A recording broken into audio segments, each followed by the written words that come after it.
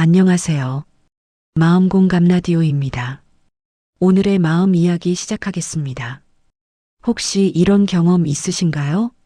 말을 했는데 상대방이 기분 나빠했던 적, 내 뜻을 전하려 했는데 오히려 관계만 멀어진 적, 나는 그냥 내 생각을 말했을 뿐인데 라고 생각했지만 상대는 상처받은 표정이었던 순간, 그런 날이면 마음이 무겁습니다. 그 마음 충분히 이해합니다. 나이가 들수록 말을 아껴야 한다는 생각이 듭니다. 함부로 말했다가 관계가 틀어질까봐 조심스럽습니다. 그래서 많은 분들이 차라리 말을 참습니다. 속으로 삼키고 그냥 넘어갑니다. 그렇게 참다 보면 언젠가는 터집니다. 그리고 그날 관계는 돌이킬 수 없이 망가집니다. 그런데 이상한 일이 있습니다. 어떤 사람들은 자기 뜻을 분명하게 말하는데도 미움받지 않습니다. 똑같이 불만을 이야기하는데 상대가 오히려 고마워합니다. 같은 내용을 전하는데 누구는 관계가 깨지고 누구는 관계가 더 단단해집니다. 대체 무엇이 다른 걸까요? 말의 내용이 문제가 아니었습니다. 말하는 방식이 달랐습니다. 어떤 사람은 판단하고 어떤 사람은 표현했습니다. 어떤 사람은 명령했고 어떤 사람은 제안했습니다. 어떤 사람은 감정을 쏟아냈고 어떤 사람은 사실을 전했습니다. 그 작은 차이가 관계를 완전히 바꿔놓았습니다. 오늘 이 시간에는 그 비밀을 함께 나눠보려 합니다. 품위는 지키면서도 귀티나게 내 뜻을 분명히 전하는 대화법. 상대를 상처 주지 않으면서도 내 마음을 정확히 전달하는 방법. 이것은 기술이 아니라 태도입니다. 말의 기교가 아니라 관계를 대하는 마음입니다. 60년, 70년을 살아오셨습니다. 이제는 참기만 하는 삶이 아니라 표현할 줄도 아는 삶을 살아도 됩니다. 당신의 마음도 소중합니다. 당신의 의견도 존중받아야 합니다. 다만 조금 다른 방식으로 말하면 됩니다. 구독과 좋아요 눌러주세요. 다음 마음 이야기들도 더 편하게 들으실 수 있습니다. 판단 대신 내 입장을 먼저 말하는 대화법. 70대 김 선생님은 며느리가 집안일을 대충 한다고 생각했습니다. 설거지를 해도 물기가 남아 있었고 청소를 해도 구석이 지저분했습니다. 어느 날 참다 못해 이렇게 말했습니다. 설거지를 이렇게 하면 어떡해? 물기가 다 남아있잖아. 며느리는 아무 말 없이 자리를 떴습니다. 그날 이후로 며느리는 집에 잘 오지 않았습니다. 김 선생님은 억울했습니다. 나는 그냥 사실을 말했을 뿐인데. 하지만 며느리가 들은 것은 사실이 아니었습니다. 며느리가 들은 것은 너는 제대로 못한다는 판단이었습니다. 미국의 심리학자 마셜 로젠버그는 비폭력 대화라는 개념을 제시했습니다. 그는 수천 건의 갈등 상황을 분석했습니다. 그 결과 관계를 망치는 대화의 90% 이상이 판단에서 시작된다는 것을 발견했습니다. 너는 게으르다. 너는 배려가 없다. 너는 이기적이다. 이런 표현들은 모두 판단입니다. 판단은 상대를 방어적으로 만듭니다. 상대는 자기를 보호하기 위해 귀를 닫습니다. 반면 나의 입장을 말하면 상대는 듣습니다. 나는 물기가 남아있으면 불편해. 나는 정리된 공간에서 마음이 편해. 이렇게 말하면 상대는 공격받지 않았다고 느낍니다. 판단은 상대를 규정합니다. 너는 이런 사람이야 라고 딱지를 붙이는 것입니다. 사람은 누구나 규정당하는 것을 싫어합니다. 특히 부정적으로 규정당할 때 강하게 반발합니다. 하지만 내 입장을 말하는 것은 다릅니다. 내 입장은 나의 감정과 필요를 표현하는 것입니다. 나는 이렇게 느껴라고 말하는 것입니다. 이것은 상대를 공격하지 않습니다. 대신 나의 마음을 보여줍니다. 상대는 그 마음을 이해할 수 있습니다. 이해하면 변화가 시작됩니다. 소크라테스는 이렇게 말했습니다. 나는 너에 대해 말하는 것이 아니라 나에 대해 말하고 있을 뿐이다. 진정한 대화는 상대를 평가하는 것이 아닙니다. 나의 진실을 나누는 것입니다. 당신이 불편하다면 그 불편함을 말할 권리가 있습니다. 다만 상대를 판단하지 말고 당신의 마음을 표현하십시오. 나는 이렇게 느껴라고 말하면 됩니다. 그것만으로도 충분합니다. 상대는 당신의 마음을 알게 될 것입니다. 그리고 조금씩 변할 것입니다. 명령하지 않고 선택지를 주는 말하기. 65세 이 여사는 남편에게 늘 이렇게 말했습니다. 약 먹어. 산책 가. 술 그만 마셔. 남편은 매번 짜증을 냈습니다. 내가 언제 안 먹는다고 그래.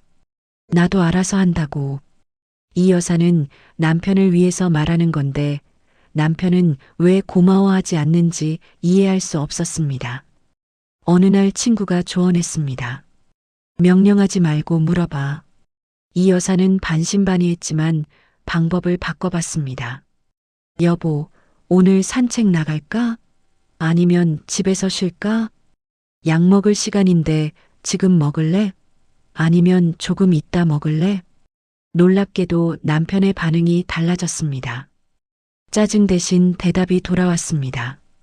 그래, 나갈까? 지금 먹을게. 하버드 대학의 엘렌 랭어 교수는 통제감에 대한 실험을 진행했습니다. 요양원 노인들을 두 그룹으로 나눴습니다. 한 그룹에는 직원이 모든 것을 정해줬습니다. 식사 시간, 활동 시간, 방 배치까지. 다른 그룹에는 선택권을 줬습니다. 이 시간에 드실래요? 저 시간에 드실래요? 이 방이 좋으세요? 저 방이 좋으세요? 18개월 후 결과는 충격적이었습니다. 선택권을 가진 그룹의 건강 상태가 월등히 좋았습니다. 사망률도 절반으로 줄었습니다. 선택할 수 있다는 것. 그것만으로도 사람은 존엄을 느낍니다. 명령은 상대를 어린아이처럼 대하는 것입니다. 내가 너보다 잘 안다는 메시지를 담고 있습니다. 사람은 누구나 자율성을 원합니다. 특히 나이가 들수록 더 간절히 원합니다. 평생 일하고 결정하고 책임지며 살아왔는데 갑자기 명령받는 존재가 되면 자존심이 상합니다. 선택지를 주는 것은 다릅니다. 당신도 판단할 수 있는 사람이라고 인정하는 것입니다. 결과는 같을 수 있습니다. 약을 먹고 산책을 가는 것.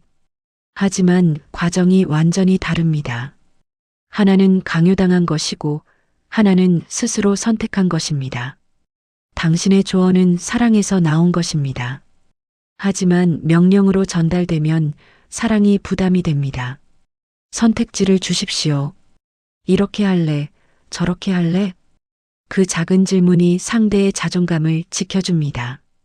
그리고 당신의 말을 더 기꺼이 따르게 만듭니다. 불만을 말할 때 사실만 꺼내는 기술. 68세 박 선생님은 아들 내외와 함께 살았습니다. 며느리가 설거지를 자주 미뤘습니다. 박 선생님은 참다가 어느 날 폭발했습니다. 맨날 설거지를 안 하네. 도대체 집안일을 하긴 하는 거야? 며느리는 울면서 방으로 들어갔습니다. 박 선생님도 기분이 좋지 않았습니다. 내가 너무 심하게 말한 건가? 며칠 후 친구에게 이 이야기를 했습니다. 친구가 말했습니다. 감정 빼고 사실만 말했어야지. 박 선생님은 이해가 되지 않았습니다. 사실을 말한 건데? 친구가 다시 설명했습니다. 맨날은 사실이 아니야. 도대체 집안일을 하긴 하냐도 감정이 들어간 말이지. 박 선생님은 깨달았습니다. 자신이 말한 것은 사실이 아니라 감정이었다는 것을.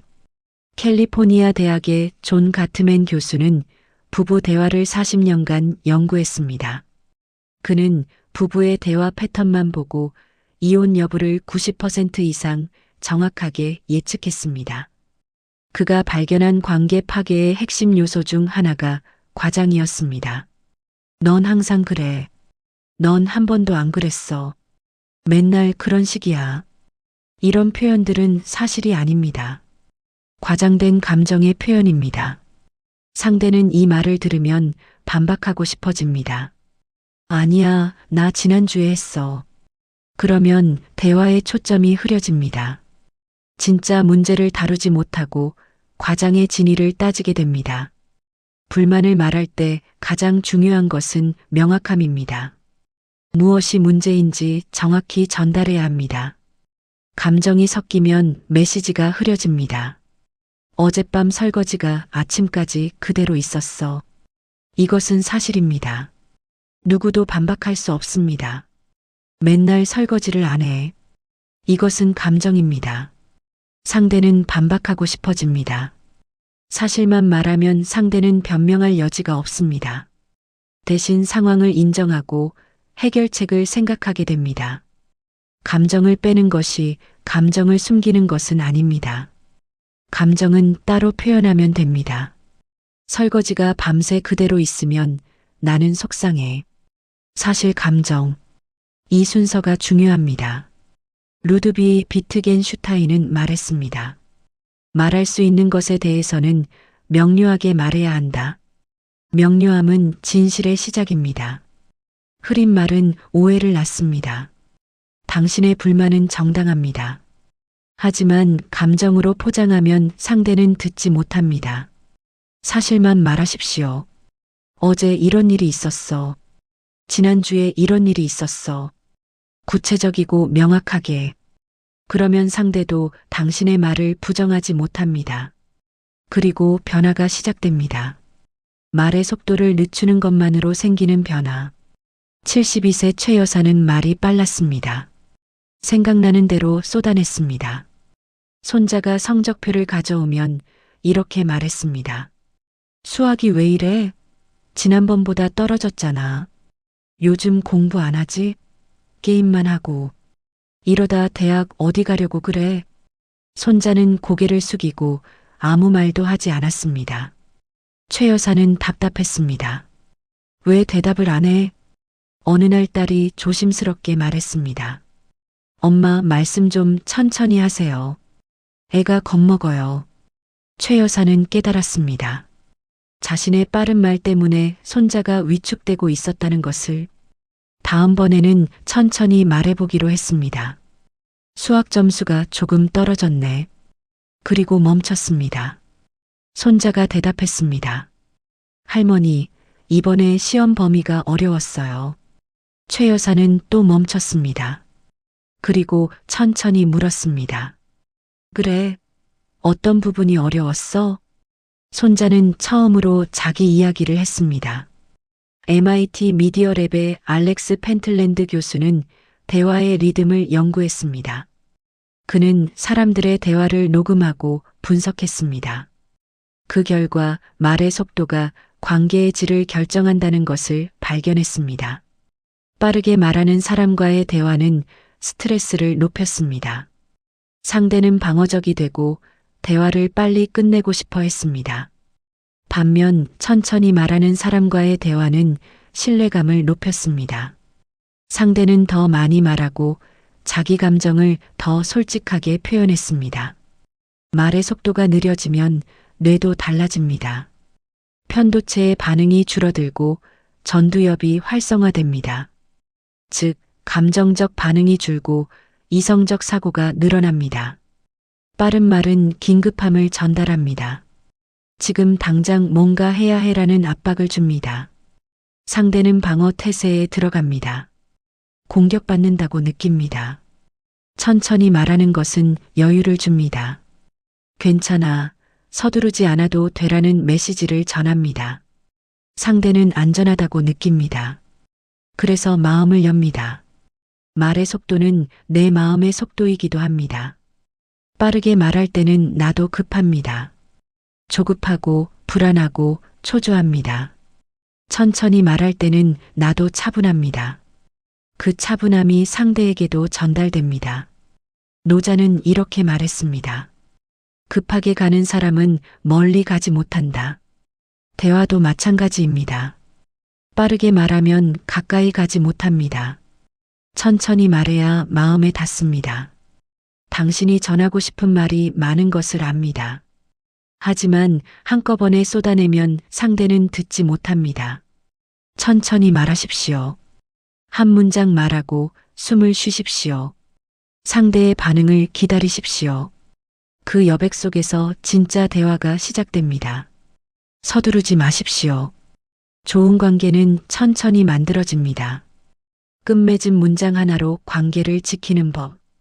69세 정 선생님은 아들과 자주 다퉜습니다. 아들이 늦게 들어오면 걱정이 되어 잔소리를 했습니다. 밤늦게까지 어디 돌아다니는 거야? 나이가 몇인데. 가정도 있는 사람이. 아들은 짜증을 냈습니다. 아버지는 왜 항상 그러세요? 정 선생님도 화가 났습니다. 내가 너 걱정해서 그러는 건데. 대화는 늘 이렇게 끝났습니다. 서먹하게, 불편하게. 어느 날 정 선생님은 방법을 바꿔봤습니다. 잔소리는 똑같이 했습니다. 하지만 마지막에 한 문장을 덧붙였습니다. 그래도 내가 무사히 들어와서 다행이다. 아들의 표정이 달라졌습니다. 알았어요, 아버지. 다음부턴 좀 일찍 올게요. 정 선생님은 놀랐습니다. 단 한 문장이 이렇게 큰 차이를 만들다니. 노벨상 수상자 데니얼 카너먼은 피크 마이너스 앤드 법칙을 발견했습니다. 사람들은 경험 전체를 기억하지 않습니다. 가장 강렬했던 순간과 마지막 순간만 기억합니다. 대화도 마찬가지입니다. 대화의 중간 내용은 흐릿해집니다. 하지만 끝맺음은 또렷하게 남습니다. 카너먼은 환자들에게 두 가지 실험을 했습니다. 하나는 60초 동안 불편한 검사. 다른 하나는 60초 동안 똑같이 불편하고 마지막 10초를 약간 덜 불편하게. 당연히 두 번째가 더 길고 불편합니다. 하지만 환자들은 두 번째를 더 긍정적으로 기억했습니다. 끝이 좋았기 때문입니다. 대화의 내용이 아무리 좋아도 끝이 나쁘면 나쁜 대화로 기억됩니다. 반대로 대화가 어려웠어도 끝이 좋으면 좋은 대화로 남습니다. 끝맺은 문장은 대화의 감정을 결정합니다. 그래도 내가 건강해서 다행이야. 고마워. 내 마음 알아. 사랑한다. 우리 아들. 이런 문장들은 대화를 따뜻하게 마무리합니다. 앞에서 아무리 쓴소리를 했어도 마지막에 이런 말을 하면 상대는 사랑을 느낍니다. 끝맺음은 대화의 목적을 상기시킵니다. 나는 너를 비난하려는 게 아니야. 걱정되어서 그래. 이 메시지가 전달되면 관계는 유지됩니다. 공자는 말했습니다. 말의 끝을 잘 맺는 것이 시작을 잘하는 것보다 어렵다. 시작은 쉽습니다. 하지만 좋게 끝내는 것은 지혜가 필요합니다. 당신의 말이 때로 날카로웠을 수 있습니다. 하지만 마지막 한 문장으로 모든 것이 달라집니다. 그래도 고마워. 그래도 사랑해. 그래도 내가 있어서 다행이야. 이 문장들을 기억하십시오. 대화를 끝낼 때 따뜻함으로 마무리하십시오. 그러면 상대는 당신의 진심을 느낄 것입니다. 감정이 올라간 상태에서 결론부터 말하는 습관. 67세 윤 여사는 화가 나면 참지 못했습니다. 남편이 약속 시간에 늦었습니다. 윤 여사는 문을 열자마자 말했습니다. 이혼할래? 남편은 얼어붙었습니다. 갑자기 왜 그래? 당신은 나를 존중하지 않아. 약속도 안 지키고. 이렇게 살 바엔 헤어지는 게 낫겠어. 남편은 아무 말도 하지 못했습니다. 다음 날 윤 여사는 후회했습니다. 내가 너무 심하게 말했나? 사실 이혼하고 싶은 게 아니었습니다. 그냥 섭섭하고 화가 났을 뿐이었습니다. 하지만 감정이 치솟을 때 가장 극단적인 말이 먼저 나왔습니다. 스탠퍼드 대학의 로버트 세폴스키 교수는 스트레스와 뇌의 관계를 연구했습니다. 감정이 격해지면 편도체가 활성화됩니다. 편도체는 생존 본능을 담당하는 부위입니다. 위험을 감지하면 즉각적으로 반응합니다. 이때 전두엽은 기능이 떨어집니다. 전두엽은 이성적 판단을 담당합니다. 결과적으로 화가 나면 우리는 이성을 잃습니다. 가장 극단적이고 가장 파괴적인 말을 하게 됩니다. 헤어지자. 나가. 다신 보지 말자. 이런 말들은 진심이 아닙니다. 편도체의 반응입니다. 하지만 한번 뱉어진 말은 돌이킬 수 없습니다. 감정이 올라간 상태에서 결론부터 말하면 관계가 파괴됩니다. 결론은 가장 무거운 말입니다. 이혼하자. 관계를 끊자. 다시는 만나지 말자. 이 말들은 되돌릴 수 없습니다.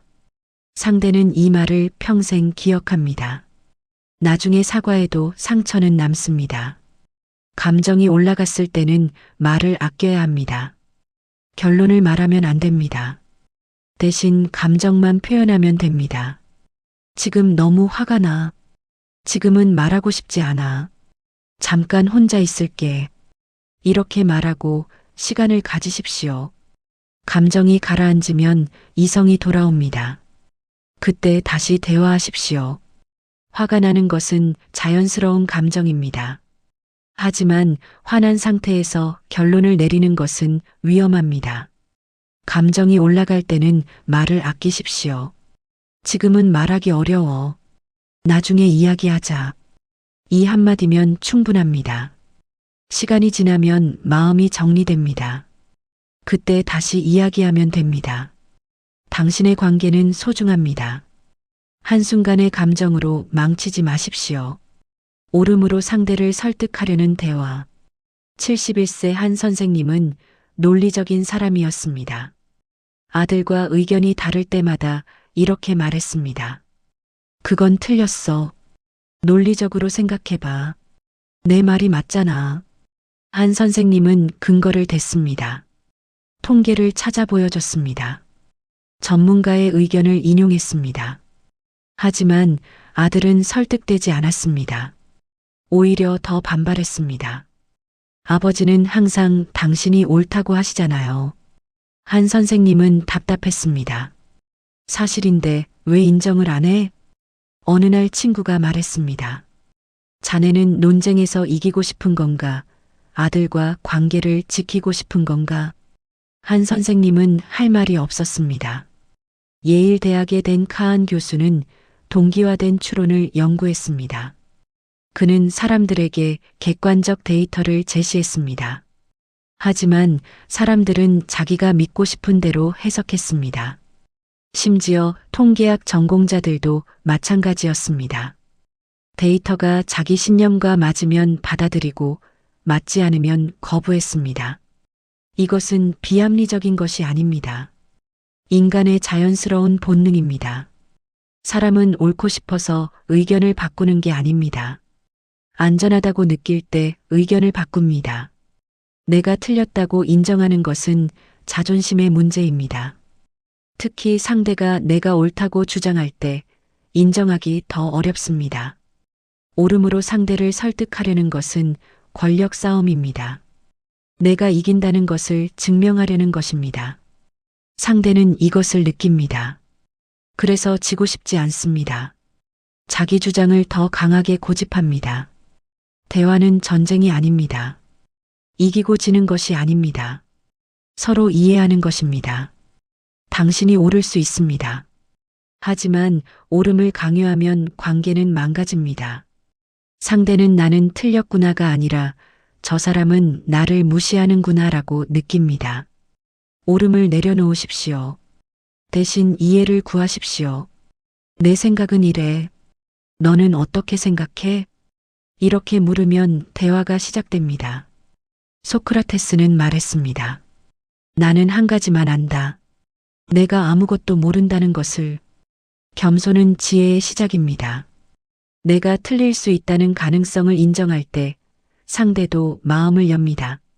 당신의 의견이 옳을 수 있습니다. 하지만 옳음을 증명하려 하지 마십시오. 상대를 설득하려 하지 마십시오. 대신 이해하려 하십시오. 나는 이렇게 생각해. 너는? 이 태도가 관계를 지킵니다. 때로는 옳음보다 관계가 더 중요합니다. 당신도 이것을 알고 있습니다. 참다가 한 번에 쏟아내는 대화 방식. 66세 오 여사는 참는 사람이었습니다. 며느리가 무언가 잘못해도 참았습니다. 괜찮아, 넘어가자. 조금씩 쌓였습니다. 설거지를 대충 하는 것, 청소를 빠뜨리는 것, 아이 교육에 무관심한 것. 오 여사는 계속 참았습니다. 참아야지. 며느리랑 싸우면 안 되지. 그러던 어느 날 며느리가 약속을 잊어버렸습니다. 오 여사는 터졌습니다. 당신은 맨날 그래. 설거지도 제대로 안 하고 청소도 대충 하고 애도 안 챙기고 이제는 약속까지 잊어버리네. 며느리는 당황했습니다. 어머니, 갑자기 왜 그러세요? 전 어머니가 괜찮으신 줄 알았어요. 오 여사는 억울했습니다. 내가 얼마나 참았는데. 하지만 며느리는 알지 못했습니다. 오 여사가 무엇을 참았는지. 미시간 대학의 에단 크로스 교수는 감정 억압의 효과를 연구했습니다. 감정을 억압하면 단기적으로는 평온해 보입니다. 하지만 장기적으로는 더 큰 폭발로 이어집니다. 뇌는 억압된 감정을 지우지 않습니다. 무의식에 저장합니다. 시간이 지나면서 쌓입니다. 그리고 임계점에 도달하면 한꺼번에 터집니다. 이때 나오는 말은 과거의 모든 감정이 뒤섞인 것입니다. 상대는 혼란스럽습니다. 왜 갑자기 지난 일까지 다 꺼내? 신뢰가 무너집니다. 그동안 괜찮은 척하다가 갑자기 이러네. 참는 것은 미덕이 아닙니다. 참는 것은 대화를 회피하는 것입니다. 당신이 참으면 상대는 모릅니다. 무엇이 문제인지, 당신이 무엇을 원하는지.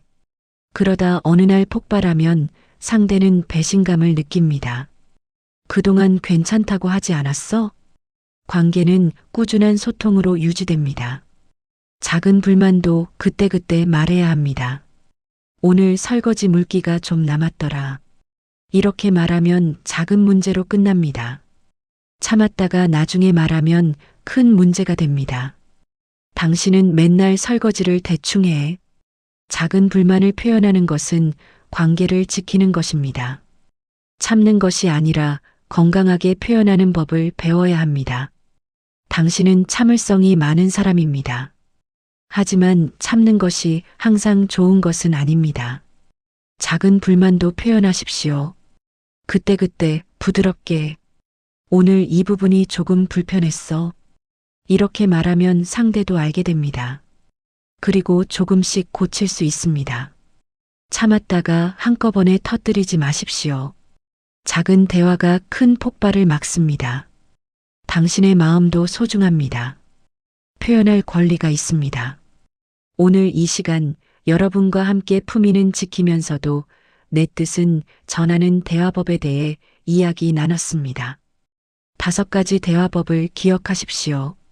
판단 대신 내 입장을 말하기. 명령 대신 선택지 주기. 불만을 말할 때는 사실만 말하기. 말의 속도 늦추기. 따뜻한 끝맺은 문장 하나 더하기. 그리고 절대 하지 말아야 할 3가지도 기억하십시오. 감정이 올라갔을 때 결론부터 말하지 않기. 옳음으로 상대를 설득하려 하지 않기. 참았다가 한 번에 쏟아내지 않기. 이 8가지가 당신의 대화를 바꿀 것입니다. 그리고 당신의 관계를 지킬 것입니다. 완벽할 필요는 없습니다. 한 번에 다 할 필요도 없습니다. 하나씩 천천히 시도해 보십시오. 당신은 이미 오랜 세월을 살아오셨습니다. 많은 관계를 경험하셨습니다. 이제는 조금 더 편안하게, 조금 더 지혜롭게 말할 수 있습니다. 당신의 품위는 그대로 지키면서 당신의 뜻도 분명히 전할 수 있습니다. 상대를 존중하면서도 당신 자신도 존중할 수 있습니다. 그것이 진짜 어른의 대화입니다. 오늘 이 이야기가 당신의 마음에 작은 위로가 되었기를 바랍니다. 그리고 당신의 관계에 작은 변화가 시작되기를 바랍니다. 마음공감 라디오와 함께 해주셔서 고맙습니다. 오늘도 따뜻한 마음 잘 지키세요.